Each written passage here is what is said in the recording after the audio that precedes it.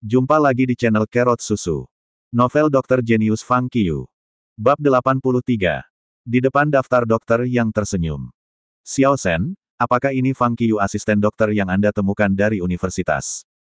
Seorang dokter setengah baya berusia 50-an, yang tampak bersemangat, bertanya pada Shen Chun. Iya nih. Shen Chun mengangguk.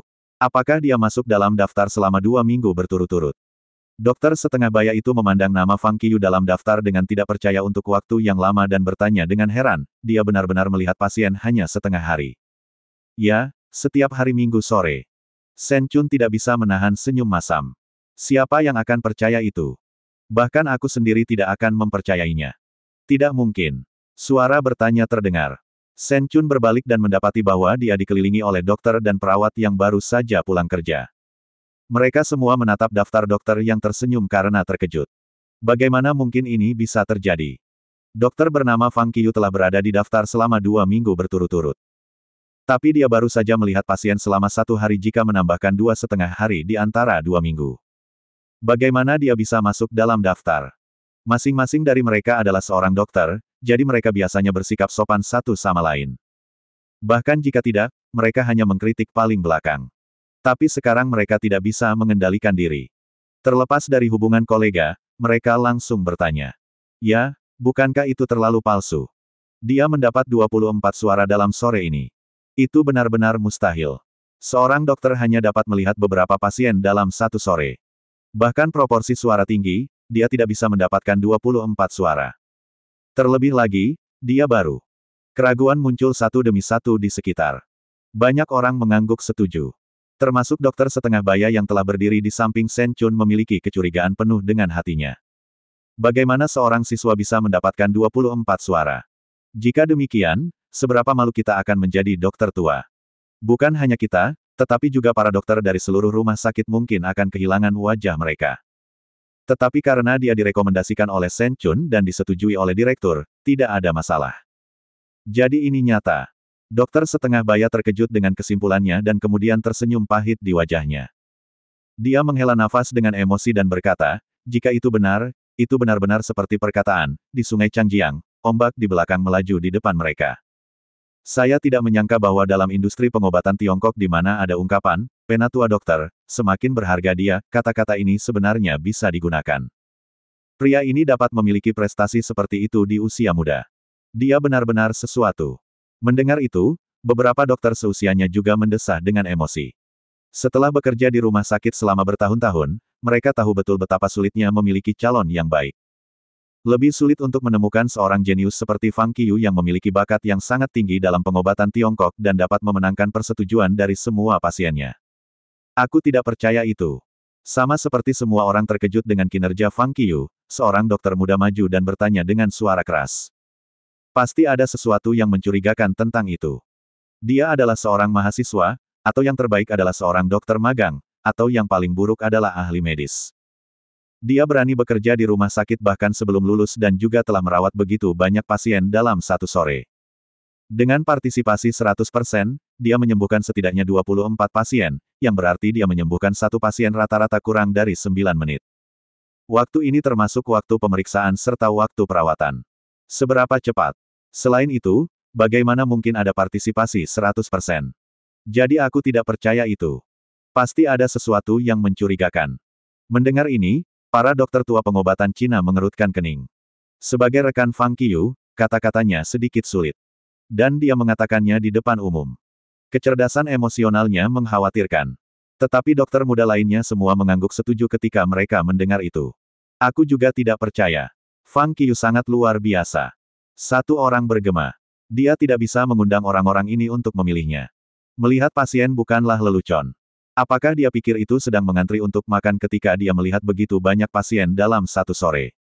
Itu terlalu palsu. Aku takut daftar dokter tersenyum yang bagus ini akan dihancurkan olehnya. Beberapa dokter muda terus-menerus bertanya. Suara keraguan semakin keras. Dalam pandangan mereka, benda ini sangat tidak normal. Siapa yang bisa begitu luar biasa sejauh ini setelah bekerja selama 2 siang? Mendengarkan banyak keraguan. Shen Chun mengerutkan kening dan ingin mengatakan sesuatu, tetapi akhirnya, dia menggelengkan kepalanya sambil tersenyum dan berbalik untuk pergi. Fakta-faktanya akan memberitahumu segalanya. Saya percaya pada Fang Qiu. Beberapa dokter tua pengobatan Tiongkok juga pergi dengan senyum. Tidak ada yang memperhatikan keraguan dari para dokter muda. Para dokter muda ini sangat muda. Mereka tiba-tiba bergegas menjadi makanan meriam. Dunia yang luar biasa. Sini. Sementara banyak dokter dan perawat terkejut bahwa Fang Qiu masuk dalam daftar dokter yang tersenyum lagi dan peringkatnya naik 6, Fang Qiu langsung meninggalkan rumah sakit melalui pintu belakang setelah merawat pasien terakhirnya. Setelah dia meninggalkan rumah sakit, Fang Qiu berjalan ke asrama universitas sambil menggunakan ponselnya untuk memesan tiket. Abis terjual. Ketika dia masuk ke situs web tiket, Fang Qiu dengan tak berdaya menemukan bahwa tiket kereta api dari Jiangjing ke Taiyuan tiba-tiba terjual habis. Faktanya, pada awal ketika Sun Hao memesan tiket, dia bertanya-tanya apakah dia tidak akan bisa memesan tiket. Tapi dia berpikir dengan hati-hati. Ngomong-ngomong, aku akan pergi pada hari Minggu yang merupakan hari kedua liburan hari nasional. Tiket kereta api seharusnya tidak terlalu ketat. Jadi dia tidak buru-buru memesan tiket. Tetapi ketika dia melihatnya sekarang, dia mendapat kejutan yang tidak menyenangkan. Masih banyak orang Cina. Fang Qiu menghela nafas dengan emosi. Setelah memuat ulang situs web untuk waktu yang lama, ia mendapati bahwa ia hanya bisa memesan tiket paling banyak untuk separuh perjalanan. Dan itu bukan melalui Taiyuan, jadi dia tidak bisa membayar pada saat kedatangan di Taiyuan setelah naik kereta. Dalam keputusasaan, dia hanya bisa memanggil stasiun kereta. Hasil dari tiket di stasiun pelatih juga telah terjual habis. Bahkan tiket besok sudah terjual habis. Mengerikan, kata Fang Qiu dengan senyum masam. Aku seharusnya memesan tiket kereta hari ini sebelumnya. Tidak ada gunanya menyesali sekarang. Sepertinya aku hanya bisa membeli tiket kereta api selama setengah perjalanan. Setelah itu, saya akan menemukan cara lain untuk Taiyuan. Ketika saya tiba, saya akan memeriksa di tempat untuk melihat apakah ada pelatih ke Gunung Taishan. Agak tidak nyaman, tapi untuk saat ini, itu adalah pilihan terbaik. Fang Qiu menghela nafas, mengambil tiket dengan cepat tanpa ragu-ragu. Setelah mengambil tiket, ia kembali ke asrama dan mulai berkemas. Pada malam hari, Fang Qiu naik kereta dengan tas sekolah. Di tasnya, ada beberapa botol air dan roti, beberapa pakaian dan sepatu, dan sekop lipat kecil yang diam-diam dia beli secara online. Kursi yang keras. Selamat jalan. Di perjalanan, ketika seseorang sesekali menghampiri Fang Qiu, dia berperilaku sangat santai dan tidak tidur sepanjang jalan. Bukan karena dia tidak ingin tidur. Tetapi karena tiket setengah jalan ini hanya bisa membawanya ke stasiun Tongwu. Dan waktu tiba di stasiun Tongwu adalah jam 3 pagi. Jadi dia kebanyakan memejamkan mata untuk beristirahat. Pukul 3 dini hari. Kereta berhenti di stasiun Tongwu tepat waktu. Setelah mengucapkan selamat tinggal kepada orang-orang di sebelahnya, dia menyandang tasnya dan turun dari kereta. Dia berjalan keluar dari stasiun kereta api Tongwu. Bulan yang cerah tergantung di langit. Melihat cahaya remang-remang malam, Fang Qiu tidak bisa menahan senyum kecut. Sudah terlambat. Di mana saya bisa mendapatkan pelatih? Meskipun langit sangat indah, dia tidak berminat untuk menikmatinya sama sekali. Dia tidak punya pilihan selain mengeluarkan ponsel dan membuka peta Baidu. Dia mulai mencari jalan tol dari tempat ini ke Gunung Taishan. Dia berencana untuk pergi ke pintu tol-tol untuk melihat apakah dia bisa mendapatkan tumpangan. Meski peluangnya tipis, itu lebih baik daripada tidak sama sekali. Jika tidak berhasil, saya akan kembali dan membawa pelatih ke Taiyuan di siang hari. Setelah memastikan bahwa ia telah menemukan arah pintu masuk ke jalan bebas hambatan, ia membuat gerakan cepat dan menghilang ke dalam malam. Tidak ada seorang pun di jalan. Ki internal naik. Dia bergerak dengan kecepatan penuh. Fang Qiu melaju menuju pintu masuk ke jalan tol. Dalam setengah jam, Fang Qiu berdiri 300 meter dari gerbang tol menuju Taiyuan, mengulurkan tangan kanannya dengan ibu jari ke atas dan menunggu. Di antah-berantah. Angin dingin bertiup. Dia sendirian. Sangat tidak berdaya. Fang Qiu hanya berdiri lurus di pinggir jalan dengan mata terpejam. Dia tiba-tiba mulai berkultivasi. Dalam waktu singkat, cahaya yang keras mendekat dan semakin dekat. Fang Qiu langsung membuka matanya, langsung mengangkat ibu jarinya ke mobil untuk meminta tumpangan. Perbesar. Tetapi mobil itu memiliki tanda melambat. Itu langsung melewatinya seperti embusan angin dan mengabaikannya sepenuhnya. Dia meletakkan ibu jarinya dengan canggung dalam angin. Segera, mobil lain datang. Dia mengangkat ibu jarinya lagi. Perbesar. Itu berlalu lagi, mengabaikannya. Ada banyak mobil di jalan tol, menderu melewati satu demi satu. Fang Qiu tidak bisa menahan tawa pahit. Setiap mobil mengabaikannya. Perbesar. Mobil lain lewat. Tampaknya semakin cepat saat melewatinya. Tidak bisakah mereka mengira aku hantu? Fang Qiu menatap pakaiannya. Kaos putih dan celana panjang hitam. Dewaku. Sudah larut malam. Ketika cahaya menyinari saya, orang lain mungkin berpikir saya adalah hantu dengan tubuh bagian atas dan tanpa kaki. Kacau. Aku kacau. Jika satu orang menghentikan mobil pada jam 3 pagi, dia pasti gila atau hantu. Itu benar sekali. Sayang. Fang Qiu menghela nafas dan menggelengkan kepalanya. Berpakaian luar ruang sangat penting. Pada saat ini, dia melihat mobil lain melaju kencang dari kejauhan. Kalau saja ada mobil yang tepat untuk Taian mogok di sini dan kemudian mobil akan siap setelah aku duduk di atasnya. Baru setelah itu, mobil melaju kencang dari kejauhan, tiba-tiba menginjak rem dengan tajam. Pekik. Itu menarik strip panjang garis rem hitam. Deru mesin juga lenyap. Itu benar berhenti di depan Fang Qiu. Fang Qiu tercengang. Hancur. Ya dewa. Luar biasa. Sebuah pikiran muncul di benaknya. Dia berjalan tergesa-gesa menuju mobil SUV kecil. Tidak lama setelah itu berhenti dari seorang pria muda dan seorang wanita muda keluar dari mobil. Mereka berdua langsung terkejut ketika mereka melihat Fang Qiu. Kenapa seseorang tiba-tiba muncul di malam hari? Keduanya langsung waspada. Hai. Fang Qiu mendatangi mereka dan menyapa dengan senyum sopan. Apa yang sedang kamu lakukan? Pria muda itu, mengenakan pakaian kasual, menatap Fang Qiu dengan waspada. Apakah kamu akan pergi ke Gunung Taisan? Pria muda itu tidak menjawab, masih menatap Fang Qiu dengan otot tegang. Melihat wajah pemuda itu, Fang Qiu sangat senang segera. Mereka akan pergi ke Gunung Taisan seperti yang diharapkan, jika tidak, dalam kasus ini, dia telah membantahnya. Kamu tidak perlu gugup. Fang Qiu menjelaskan dengan tergesa-gesa, saya seorang siswa dan saya ingin pergi ke Gunung Taisan pada liburan Hari Nasional. Tetapi saya tidak mendapatkan tiket dan ditinggalkan di sini. Jadi saya ingin mencari tumpangan ke Gunung Taisan. Mahasiswa. Pria muda itu memandang ke atas dan ke bawah pada Fang Qiu karena terkejut. Terlihat bagus dan dia memang terlihat seperti murid. Dan dengan tas. Pria muda itu menjadi sedikit kurang waspada dalam hati. Saya sudah berdiri di sini selama setengah jam, tetapi tidak ada mobil yang berhenti. Untungnya, aku bertemu denganmu. Aku bertanya-tanya apakah aku bisa mendapatkan tumpangan. Tanya Fang Qiu. Ya, tapi mobil kami mogok dan kami tidak tahu kapan itu akan siap. Pria muda itu tidak menolak. Sementara dia berbicara, wanita di samping tanpa sadar menarik lengan bajunya, seolah-olah dia tidak ingin membiarkan Fang Qiu naik ke mobil, karena takut bahwa Fang Qiu adalah orang jahat. Pria muda itu menepuk tangannya, memberi isyarat padanya untuk merasa nyaman. Bahkan, dia hanya mengatakan itu dengan santai. Dia tidak yakin kapan mobil akan siap. Tampaknya itu tidak akan siap sebelum fajar. Kamu berdiri di samping. Saya akan memperbaiki mobil pertama. Pria muda itu membiarkan pacarnya kembali ke mobil terlebih dahulu dan kemudian berkata kepada Fang Qiu. Baik. Fang Qiu berdiri di samping, menunggu dan mengobrol dengan pria muda itu. Ternyata pasangan ini bepergian dengan mobil pribadi pada hari libur Hari Nasional. Tetapi mereka hanya tidak berharap bahwa mobil mogok di sini. Aku harap mobilnya akan segera siap. Kata Fang Qiu dalam hati. Tepat setelah itu, pemuda itu mencoba menyalakan mobil. Mobil mulai normal. Terima kasih masih bersama channel Carrot Susu. Bab 84. Dewaku. Ini benar-benar berfungsi. Fang Qiu melongo melihat mobil yang sudah mulai, benar-benar tercengang. Dia melirik ponselnya dengan tergesa-gesa, tidak bisa berkata apa-apa. Hanya butuh 3 menit untuk menyiapkan mobil. Saya sangat beruntung. Apa yang aku katakan dengan santai benar-benar menjadi kenyataan. Dewa benar-benar membantu saya. Mobil sudah siap. Ayo dan kami akan memberi Anda tumpangan. Pria muda itu membuka jendela mobil dan berkata kepada Fang Qiu.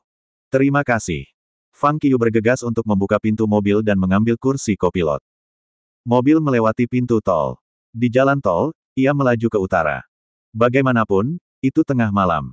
Wanita yang sudah sangat mengantuk tertidur di barisan belakang. Mengobrol adalah cara yang baik untuk menghibur sehingga mereka dapat tetap terjaga. Sepanjang jalan, Fang Qiu dan pemuda itu terus mengunyah lemak. Kadang-kadang mereka berbicara tentang kehidupan kampus, kadang-kadang membahas sejarah, dan kadang-kadang mengobrol tentang urusan negara. Mereka berbicara dengan sangat gembira. Setelah 2 jam, saat itu pukul 5.30 pagi. Mobil akhirnya memasuki area Gunung Taisan. Wanita di kursi belakang dibangunkan oleh pemuda itu untuk menyaksikan matahari terbit. Sepertinya kita tidak akan bisa mencapai Gunung Taisan sebelum matahari terbit. Setelah membangunkan wanita itu, pria muda itu tampak tak berdaya. Juga bagus untuk menyaksikan matahari terbit di jalan raya. Wanita itu menjawab sambil tersenyum. Kau pergi ke Gunung Taisan hanya untuk melihat matahari terbit? Tanya Fang Qiu dengan penuh rasa ingin tahu. Kami berdua belum melihat matahari terbit. Hari ini adalah hari jadi pertama kami sejak kami bersama, jadi kami berencana melakukan beberapa hal gila yang bergegas ke Gunung Taisan semalaman untuk melihat matahari terbit. Ada jejak ketidakberdayaan di wajah pria itu, tetapi ketika dia mengatakan itu, matanya penuh kebahagiaan yang tidak bisa disembunyikan. Menyenangkan. Fang Qiu tersenyum tipis. Pria itu memandang ke depan dan kemudian berbalik untuk melihat wanita itu dengan senyum lembut. Wanita itu menjawab dengan senyum manis. Tetapi tepat pada saat ini. Hati-hati. Fang Qiu tiba-tiba berteriak di kursi kopilot. Pria itu menoleh dengan tergesa-gesa. Saat dia melihat ke depan, wajahnya tiba-tiba gelap. Dia melihat bahwa sepotong persegi panjang dari lembaran besi merah tiba-tiba muncul di udara yang berjarak belasan meter dari mobil, melesat ke kaca depan mobil. Pria itu memutar roda dengan panik. Wanita di kursi belakang berteriak. Kita tidak bisa menghindarinya. Melihat lembaran besi besar semakin dekat dan dekat, Fang Qiu segera menekan tombol membuka pada konsol tengah tanpa ragu-ragu. Kemudian dia mendorong pintu terbuka dengan tergesa-gesa dan membuat gerakan cepat, langsung terbang keluar. Dia berlari keluar dari mobil. Fang Qiu mengepalkan tangannya, seluruh tubuhnya langsung penuh dengan ki internal. Dia langsung bergegas ke bagian depan mobil, menendang lembaran besi merah keras yang melesat. Bang! Kecelakaan terdengar. Sepotong lembaran besi merah itu ditendang abis, jatuh jauh ke pegunungan di luar jalan raya. Fiuh! Menendang lembaran besi, Fang Qiu segera menghela nafas lega. Itu terlalu berbahaya tadi. Sementara itu, pria muda itu melambat sekaligus dan masuk ke jalur darurat. Dia menyalakan lampu peringatan dan bergegas pergi. Kamu. Ketika pemuda itu keluar dari mobil dan melihat Fang Qiu yang masih terbang di udara, dia segera menatap Fang Qiu dengan mulut terbuka lebar dan tampak sangat terkejut. Wanita itu juga tercengang di tempat setelah dia keluar dari mobil. Wajahnya penuh ketidakpercayaan. Orang ini bisa terbang. Bagaimana mungkin? Bagaimana mungkin orang bisa terbang? Gravitasi bumi memang ada. Bagaimana bisa orang ini bebas dari itu? Kamu bisa terbang. Pria muda itu bertanya dengan bingung. Di udara. Fang Qiu menghembuskan nafas lembut dan kemudian perlahan-lahan jatuh dari udara. Di sebelah mobil. Pria muda dan wanita itu tertegun. Siapa kamu? Tanya pemuda itu dengan suara bergetar, matanya menatap Fang Qiu. Sepertinya dia ingin melihat melalui Fang Qiu. Meskipun mereka melihat Fang Qiu melompat keluar dari mobil dan menendang lembaran besi untuk menyelamatkan mereka, mereka masih tidak percaya bahkan sampai sekarang. Adegan tadi seperti mimpi. Namun, hal yang tidak mungkin muncul di dunia ini memang terjadi di depan mata mereka, yang segera mengganggu pengetahuan mereka tentang akal sehat dan membuat mereka tidak mungkin menerimanya jauh di lubuk hati. Melihat mereka berdua yang sangat terkejut, Fang Qiu yang baru saja mendarat mengeluarkan ponselnya dengan senyum masam. Di sini kita. Setelah membuka peta, Fang Qiu menemukan bahwa mereka sekarang telah memasuki kisaran Gunung Taisan. Ketika sebuah ide muncul di benaknya, dia segera membuka pintu mobil dan mengeluarkan tas dari mobil. Pasangan itu hanya melongo melihat pergerakan Fang Qiu seperti dua patung karena mereka belum datang sendiri. Terima kasih. Tanpa menjawab pertanyaan pasangan itu, Fang Qiu mengucapkan terima kasih kepada mereka dengan senyum setelah mengeluarkan tasnya dan kemudian membuat gerakan, langsung melompat dari jalan tol. Sosoknya menghilang sekaligus tanpa jejak, seperti angin. Fang Qiu telah pergi. Namun, pasangan itu masih tetap terpaku di tempatnya. Pada saat mereka sadar, Fang Qiu sudah pergi. Mereka berdua saling memandang dengan kaget. Bisakah kita bertemu dengan orang abadi? Pria muda itu menoleh dan melihat sekeliling, berkata sambil mencari sosok Fang Qiu. Bukankah dia seorang siswa? Wanita itu menjawab secara rasional dan kemudian tiba-tiba bertanya, siapa dia? Bagaimana saya bisa tahu? Dia bahkan tidak menyebutkan namanya. Kata pria muda itu dengan senyum masam, ini sangat konyol. Bagaimana dia bisa terbang? Dia tidak hanya terbang, tetapi dia juga menendang sepotong besi. Suatu gagasan muncul dalam benak wanita itu. Dia melihat sekeliling dan kemudian menunjuk ke kejauhan. Di sana, katanya. Setelah mendengar itu, pria muda itu segera melihat ke arah yang ditunjuk wanita itu. Di bawah jalan tol, di rerumputan yang jauh terbentang selembar besi dengan ukuran 2 mobil, yang tampak seperti bagian dari iklan di udara. Ya dewa, apa yang dia mulai tadi? Pria muda itu terkejut. Tidak ada yang berani menendang selembar besi besar di bawah keadaan barusan, bahkan tidak biasanya. Wanita itu juga tercengang. Jika bukan karena dia, kita berdua akan mati, bukan? Melihat lembaran besi, wanita itu merasa takut dalam hati untuk waktu yang cukup lama. Iya nih. Untungnya, kami memberinya tumpangan. Pria muda itu mengangguk setuju dan berkata, tapi aku merasa seolah sedang bermimpi. Bagaimana orang bisa melakukan hal seperti itu? Tidak bisakah kita bermimpi? Pria dan wanita itu saling memandang, tersenyum masam. Keduanya masuk ke dalam mobil dan melanjutkan. Tapi kecepatannya jauh lebih lambat dari sebelumnya. Saat mengendarai mobil, pria muda itu tidak bisa menahan guncangan di hatinya, tetap ingin menganalisis dengan orang lain. Saat dia meletakkan headset Bluetooth-nya, dia mengeluarkan ponselnya. Setelah menekan nomor telepon, dia berkata, "Halo, Tuan Jiang. Aku baru saja bertemu seorang yang abadi." "Apa?" Di ujung lain telepon terdengar suara malas dan sedikit jengkel. "Saya bertemu seorang yang abadi di jalan bebas hambatan. Dia laki-laki, sangat tampan." Pria itu berkata dengan keras. "Apakah kamu bercanda pagi-pagi?" Suara tidak sabar datang dari ujung telepon. "Anda gila." "Itu benar." Lelaki itu mencoba menjelaskan, tetapi sebelum selesai, telepon terputus. Tapi dia tidak menyerah. Dia terus memanggil.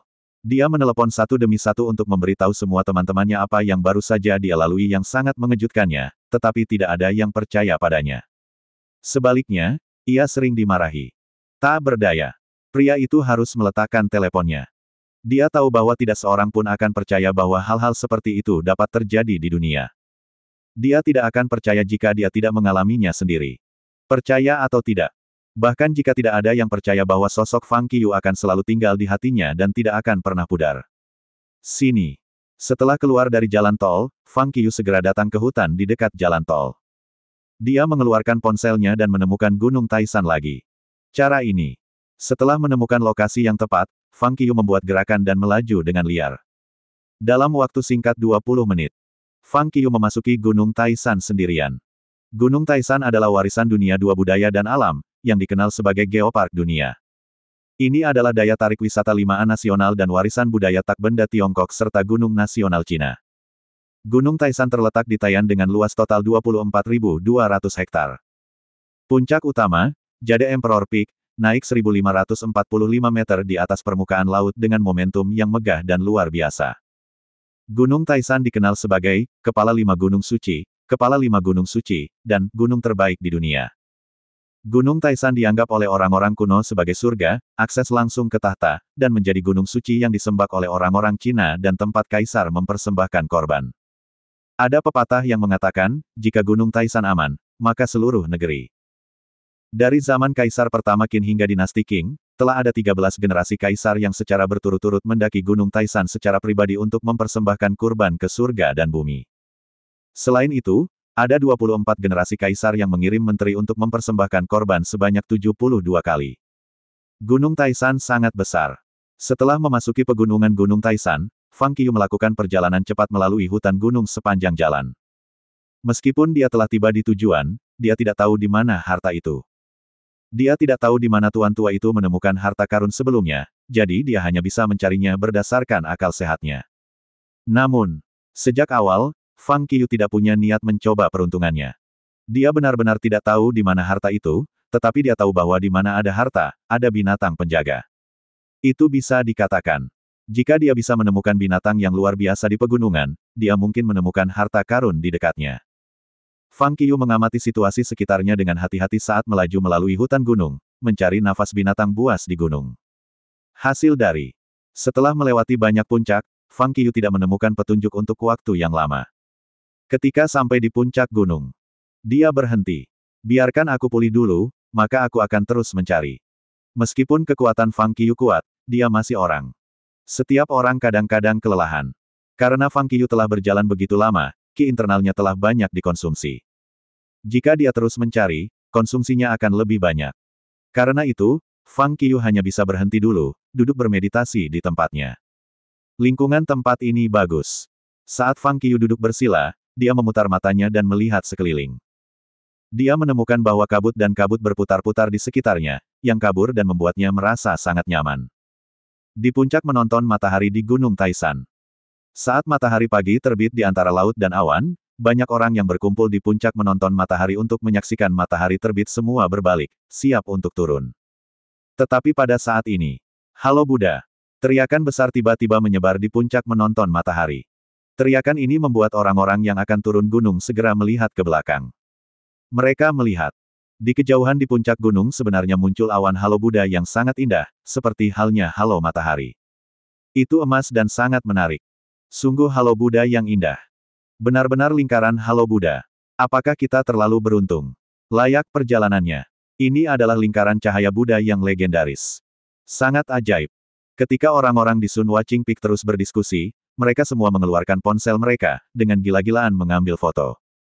Sebenarnya, kelompok terbesar di gunung itu terdiri lebih dari 30 orang. Kelompok orang ini benar termasuk 3 teman sekamar Fang Qiu. Lihat, tampaknya ada seorang Buddha yang duduk di tengah lingkaran Buddha itu. Ya, itu sangat indah. Jauh lebih indah daripada pelangi. Ketika kita kembali ke sekolah, kita harus banyak menyombongkan diri. Haha. Saat kerumunan berseru kagum, Zhou Xiaotian bergegas ke garis depan kerumunan dan mengambil serangkaian foto. Kemudian dia terkekeh dan berkata, "Yang bungsu yang aneh seharusnya sudah bangun sekarang.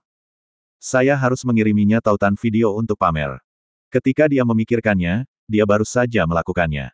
Zhou Xiaotian segera memberi Fang Qiu panggilan video, tetapi tidak ada jawaban. Kemudian Zhou Xiaotian memanggilnya, tetapi teleponnya mati. Yang termuda adalah tulang malas yang memiliki kebohongan pada hari libur. Zhou Xiaotian bergumam. Dia tidak punya pilihan selain membuka WeChat. Dia mengirim foto-foto yang diambil tadi ke Fang Qiu dan mengirim SMS, "Jangan iri. Jangan menyesal. Bukankah kamu tercengang, nak?"